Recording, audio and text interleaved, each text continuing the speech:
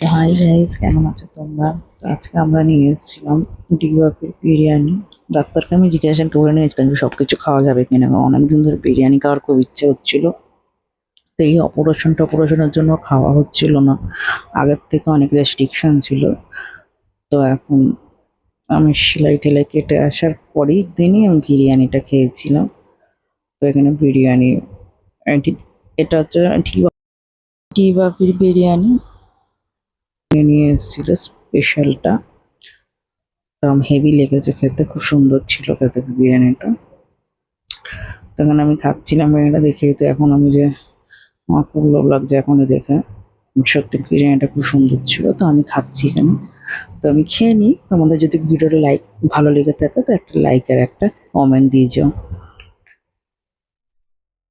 একটু শসা আর পেঁয়াজের সাথেই খাচ্ছিলাম। তো এরপরে আমার মেয়ের সেদিনকে একটু জ্বর এসেছিল, তো ঘুমিয়ে গেছিল। তো বারবার বলছিল বিরিয়ানি খাবে, তো এখানে বিরিয়ানিটা খাচ্ছিল। ওকে এখন যেমন জিজ্ঞেস করছিলেন যে তুমি কি খাচ্ছিল, দেখো খাচ্ছ বলবে। কি বিরিয়ানি খাচ্ছ? আচ্ছা আমার মেয়ে বিরিয়ানি খেতে খুব ভালোবাসে, ভাত না খাক বিরিয়ানিটার ফেভারিট আমার মতন।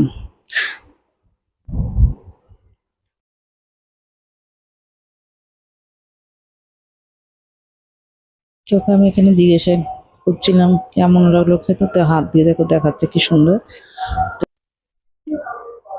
Tata friends.